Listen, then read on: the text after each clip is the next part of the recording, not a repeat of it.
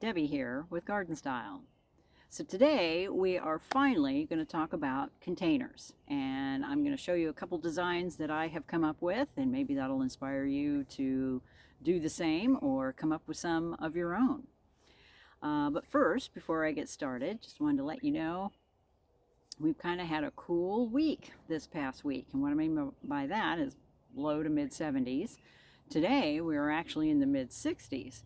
So if you're transplanting or planting up containers, that is like perfect weather. And today I've kind of been dodging raindrops a little bit as we've had rain showers kind of moving in and moving out, and then the sun comes out.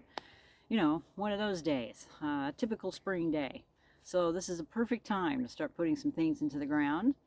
And this coming week is supposed to stay fairly cool. So any transplants or any type of planting that you're doing at all in the yard or in containers, this is a perfect time to do it because they are not going to have near as much shock as they make their transition into a new home. So for containers, I kind of have three rules, and you guys have probably heard these rules before. But to make a nice balanced container, you want a thriller, a filler, and a spiller. So what do I mean by that? So for this first container that I have tried out, I'm going to introduce you to a plant here. And it's not blooming yet, but this particular one is called a Veronica Eveline, and this is actually a perennial, and this is going to be my thriller plant because it stands taller, and it'll probably sit towards the back of my container, being you only see it from like three sides. If you were seeing a container from all four sides, then you probably want to choose the middle. But for me, I'm going to choose the back of the container, and it'll grow a little taller than everybody else. But the Eveline Veronica is a beautiful perennial flower. They come out with these lovely spikes on them, like this. And it'll bloom all summer long. As long as you keep it deadheaded, it'll just keep sending up new flowers. So that was my chosen thriller. And I'll tell you a little bit about it. It'll get about 15 to 18 inches high. It'll get about a foot wide. This is very hardy down to zone 4, so it'll probably survive staying in a pot during the wintertime. At least I'm hoping it will, because I don't want to keep changing them out every year. But I chose this one because I've had really good luck with them out in the garden, and I decided I would go ahead and put this in my containers. It's a very long blooming plant. Of course, it likes full sun. The two containers that I'm going to be showing you today will be in the full sun. For at least 5 or 6 hours. One of them will probably get morning sun for about 4 or 5 hours until it dives behind the house and it'll end up in the shade, but that's okay. It's not going to hurt them a bit. As long as they get 4 or 5 hours, they'll bloom just fine for you. So I thought I would introduce you to this first one, Eveline Veronica, and that will be towards the back of the container as my thriller. And then I have several filler type plants. This first one that I'm going to show you is actually an annual in our neck of the woods here in the Northwest, but I grew this last year and fell in love with this plant because it just bloomed its heart out, and the hummingbirds absolutely love it. They will be all over this thing once it's in full bloom. But you can see where it started a little bit of a flower here, but this is called Sweet Talk Red Cuphea. And that's kind of the tag to it right there. Kind of gives you an idea. But I love the petals on it. And it kind of has a purple on the very inside. And it just blooms and blooms and blooms. And of course loves the full sun. And it's fairly drought tolerant too. So I was happy to see that. In fact, it doesn't like wet feet. All the plants that I'm putting together here can handle kind of the same conditions in the container. But this particular plant will take sun to part shade. It gets about 8 to 14 inches tall and just as wide. Of course, it's only hardy to zone 9, which is why it would be an annual here in the Northwest. But again, very long blooming, and that's going to give me those flowers and some extra color in there. I figured with the Veronica, which is kind of a blue-violet, this red with the violet on the inside would be kind of really pretty with it. So that's my other one that I'm showing you, Cuphea. And Cupheas come in all kinds of colors. A lot of them have been nicknamed like the cigar plant. You can get them in orange and red, and they have long tubular flowers on them. These aren't as tubular, which is one of the reasons I really like it. It doesn't seem to bother the hummingbirds any. They come for it anyway. But anyway, that became a favorite of mine. And then another one, which is considered an annual here in the Northwest, is this one. And this is called Gomphrena. And you can get these in reds and purples, but these have really become popular, and you're starting to see more and more of them on the market. So hopefully you can find them. But you'll see they have neat little globular,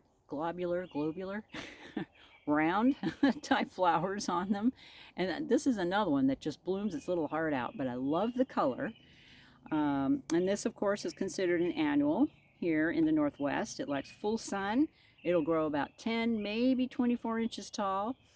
And of course, blooms from early summer till frost. And it is called Gomphrena. And this happens to be Pinball purple, which is really pretty. And the main reason I chose this plant is because of this next one here. And that's this one. Look at this. I'm starting to play with silvers and grays a little bit more in the garden as well as in my containers. And this is actually considered a succulent. But when I saw the two of them together, it sang to me. So I decided I wanted to put these two together in the same container, along with some of the others here. And I'm kind of going to overstuff this container a little bit. And that's okay if you've got, you know, some annuals in there, because they're not going to last anyway. And then I'll have the perennials in here. And believe it or not, this little succulent here, Senecio, and this is called angel wings, and it's become a real popular favorite at the nursery. And you can put this in the garden or in containers, but it's just got a soft, like real furry leaf to it, and it's pretty tough. It loves hot sun. It can go dry in between waterings, but the really cool thing about it is pretty tough up here in the Northwest. I've had these come back for me. In fact, I had one come back for me just this last spring. But this one will take full sun to part shade, grows about 14 inches tall, blooms in the summer, and it is so not giving me a zone on this tag, but I can tell you it's hardy down to zone 7, because I've had my other ones last throughout the winter for me. They might look a little ratty after the winter time, and I just trim off all the yucky leaves, and it will more than make up for it once it starts to receive some heat and some sun. So Senecio, angel wings, that's a really cool plant. So that'll be going in the container as well. And then, of course, to top everything off, you always have to have a trailer or a spiller coming out of the container. And I chose these right here. You guys are probably all very familiar with this. This is a potato vine.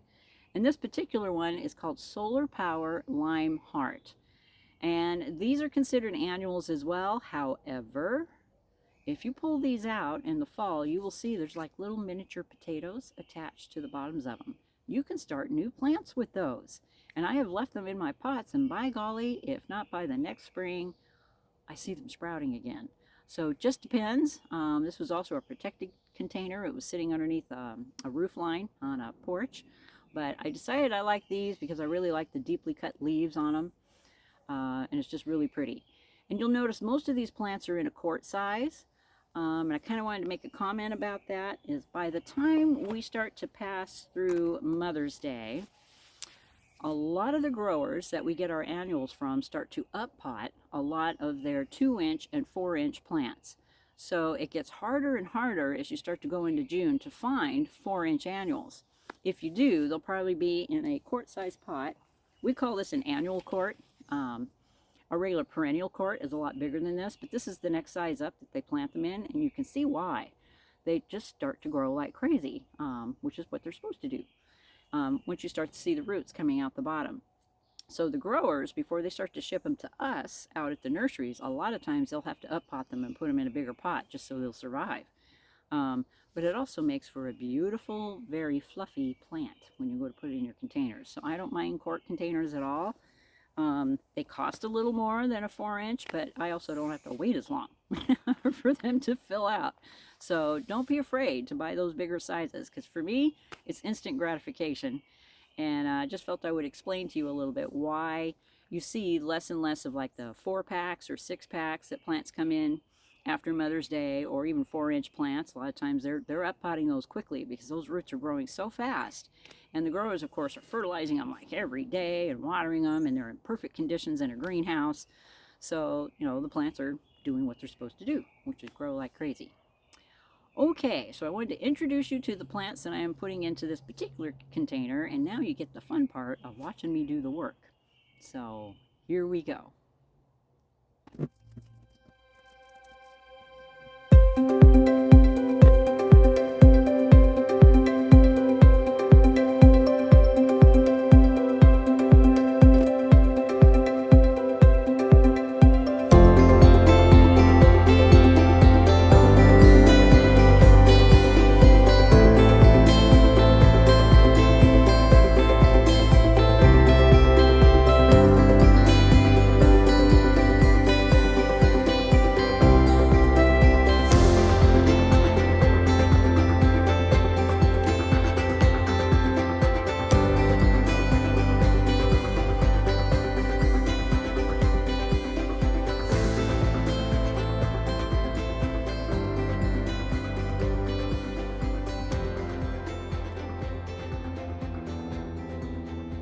Okay, there it is in all its glory. So you can see the thriller towards the back, the Veronica. And of course we have the Senecio, the Gomphrena, the potato vine. And what's peeking out the back there is the Cuphea. So hope to follow up with you guys later to show you the complete end result once everything is in full-on bloom. But this is a nice start. And for me, this is called instant gratification when your containers are filled already.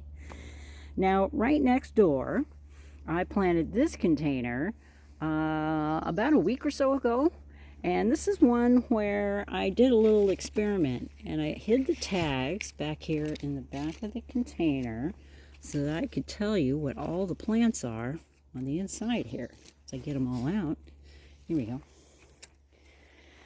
So right off the bat, you can tell what the thriller is in this container. And this would be, as soon as I find its tag, here we go.